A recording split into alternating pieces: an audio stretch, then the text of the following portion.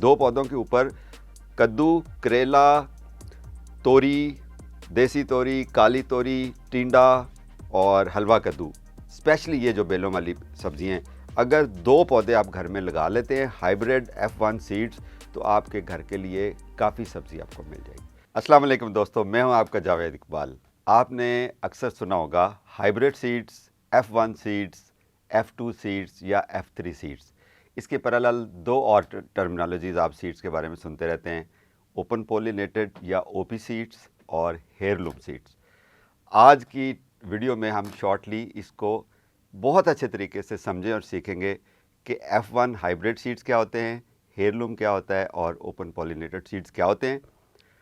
इसको जब हम परचेज़ करते हैं तो क्यों करें, क्या इसके फ़ायदे हैं और क्या नुकसान आते हैं। बहुत सारे क्वेश्चंस मेरे से आजकल ये पूछे जा रहे हैं क्योंकि आगे मौसम गर्मा की सब्ज़ियों के लगाने का वक्त आ चुका है।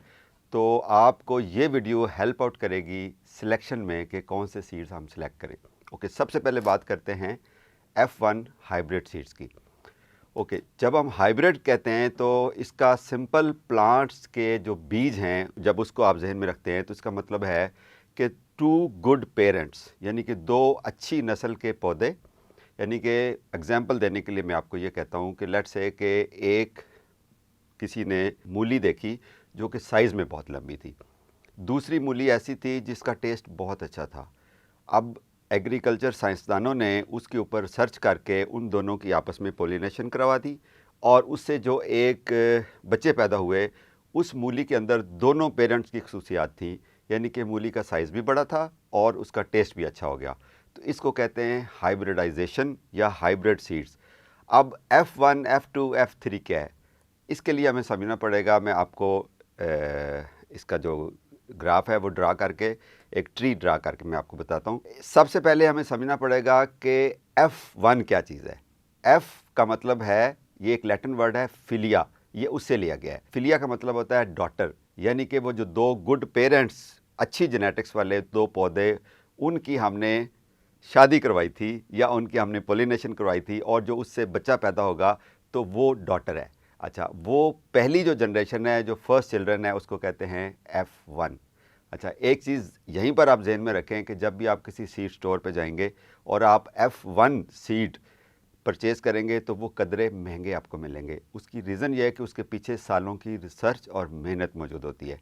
F2 क्या होती है, ये ग्रैंड चिल्ड्रन है, यानी कि जिस तरह सेकंड जनरेशन है तो उसको F2 को बोलते हैं, और सब्सिक्वेंटली F3 जो कि थर्ड जनरेशन है।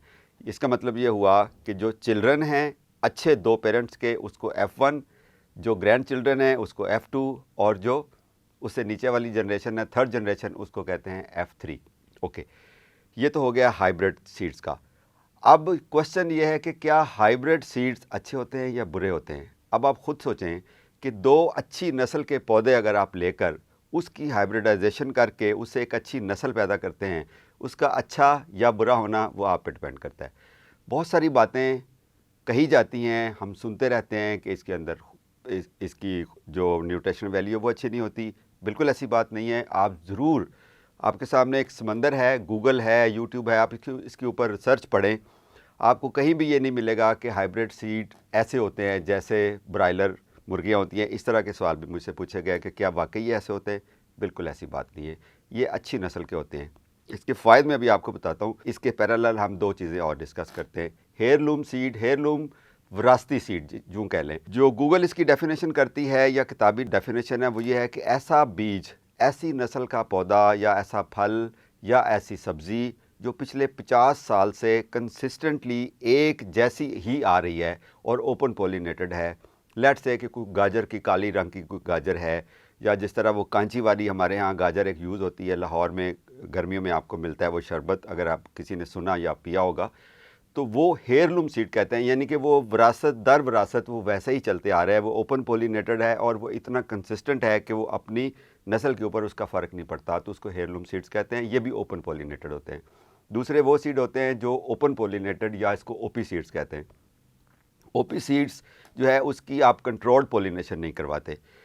अच्छा, अब ओपन पॉलिनेशन जब हम कहते हैं तो इसका जो अपोजिट है वो है कंट्रोल्ड पॉलिनेशन, जो कि हाइब्रिड सीड बनाने के दरमियान ऐसा करते हैं कि बस जो दो गुड पेरेंट्स थे उनको कवर करते हैं टेक्निकल तरीके से, और उसकी जो पोलिनेशन है वो कंट्रोल होती है, या ताकि उसको कोई बाहर की एक्सटर्नल पोलिनेशन असर ना करे और वही रिज़ल्ट मिले और वही बच्चे उसके मिले जो वो चाह रहे होते हैं। तो इसके ऊपर एक लंबी साल की रिसर्च जो होती है वो इसकी एफर्ट होती है। ओके, अभी जब आप किसी सीड स्टोर से ऑनलाइन या फिज़िकली आप सीड ख़रीदते हैं तो आपको सबसे महंगे मिलेंगे F1 हाइब्रिड सीड्स, और उसकी रीज़न मैंने आपको बता दी। और F2 सीड्स कंपैरेटिवली आपको सस्ते मिलेंगे, यानी कि F1 सीड को जब ग्रो करेंगे और उसकी हैंड पोलिनेशन कराएं, कंट्रोल्ड पोलिनेशन कराएं, या उसकी ओपन पोलिनेशन हो, तो वो उसकी F2 निकलेंगे। और F2 जो है वो कंपैरेटिवली सस्ते होते हैं, बल्कि बहुत सस्ते होते हैं। और F3 और ओपन पोलिनेटेड तकरीबन एक जैसे होते हैं। अब फ़र्क क्या है? अगर तो आपने अपने घर में कोई ऐसी सब्ज़ी या फूल लगाना है जिसके आपको बीज चाहिए, तो याद रखें कि F1 सीड को आप ओपन पोलिनेशन करके तो उसके बच्चे एग्जैक्टली वैसे नहीं ले सकते जैसे आपने पैकेट ख़रीदा उसके ऊपर तस्वीर बनी हुई है। ये एक सबसे बड़ा इसका ड्रॉबैक है कि उसके सीड्स आप आगे यूज़ नहीं कर सकते। जो ओपन पोलिनेटेड या हेयरलूम सीड्स हैं उसके एग्जैक्टली सीड्स की भी वही रिज़ल्ट मिलेगा, वही बच्चे पैदा होंगे जो आपने एग्जैक्टली वो बाज़ार से ख़रीद के सीड लगाया था तो जो आपको रिज़ल्ट मिला है। ये एक मेजर डिफरेंस है। अब रही बात के जो उसका फल मिलेगा, जो उसकी सब्ज़ी आपको मिलेगी, जो उसकी यील्ड आएगी, उसमें क्या फ़र्क पड़ेगा?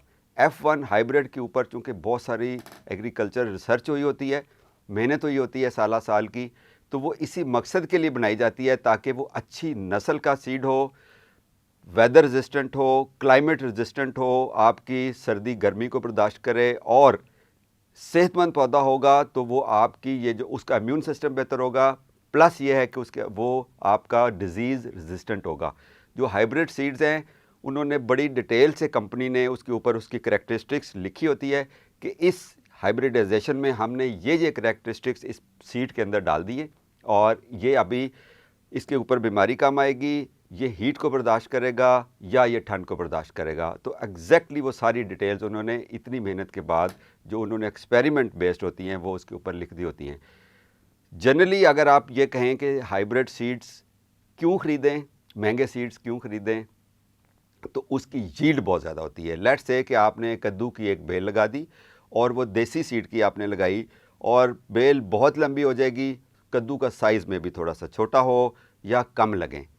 अब इसके कंपैरिजन में अगर आप F1 हाइब्रिड सीड का कद्दू, वही गोल कद्दू आप ख़रीदते हैं, तो उसकी यील्ड बहुत ज़्यादा होगी, पौधे का साइज़ कदरे कम छोटा होगा, यानी कि छोटी बेल को ही ज़्यादा फल लगेगा। तो घर में अगर आप किचन गार्डनिंग करना चाहते हैं, मेरी रिकमेंडेशन ये है, अगर आपने सीड्स आगे जमा नहीं करने और आपने फल ही खाना है, F1 हाइब्रिड सीड्स आप ख़रीदें। थोड़े कदरे आपको महंगे मिलेंगे, कम ख़रीद लें। जहां आपने 10 पौधे लगाने हैं वहां टोटल 2 पौधे आपको चाहिए। 2 पौधों के ऊपर कद्दू, करेला, तोरी, देसी तोरी, काली तोरी, टिंडा और हलवा कद्दू, स्पेशली ये जो बेलों वाली सब्ज़ी हैं, अगर 2 पौधे आप घर में लगा लेते हैं हाइब्रिड F1 सीड्स, तो आपके घर के लिए काफ़ी सब्ज़ी आपको मिल जाएगी। आई होप बहुत सारी चीज़ें क्लियर हो गई हैं, और फिर भी आपके जहन में कोई क्वेश्चन हो हाइब्रिड सीड्स को लेके, और F1, F2 और F3 को लेके, हेयरलूम और ओपन पोलिनेटेड सीड्स को लेकर, तो आप मेरे से कमेंट्स में पूछ सकते हैं। ऐसी कोई चीज़ जो मैं मिस कर गया हूँ वो भी आप मुझे हाईलाइट कर सकते हैं। लेकिन मेरी एक रिक्वेस्ट है, इस सारी कन्वर्सेशन को आप ज़रूर गूगल करें, यूट्यूब करें और ख़ुद भी रिसर्च किया करें। उससे आपका नॉलेज ज़्यादा कंफर्म हो जाएगा और आपको एक अथॉरिटेटिव नॉलेज मिलेगा, तसल्ली बख्श नॉलेज मिलेगा। तो अपने दिल को तसल्ली ज़रूर दें, इसके ऊपर ज़रूर रिसर्च कीजिएगा। अपना ख्याल रखिए, और सब्ज़ियाँ घर की ही अच्छी होती हैं, चाहे वो F1 उगाते हैं, हेयरलूम सीड उगाते हैं, या आप देसी सीड्स उगाते हैं। जो आपका दिल चाहे उगाएं, लेकिन घर की सब्ज़ियाँ उसका कोई नेमल बदल नहीं है। अपना ख्याल रखिए। Happy gardening.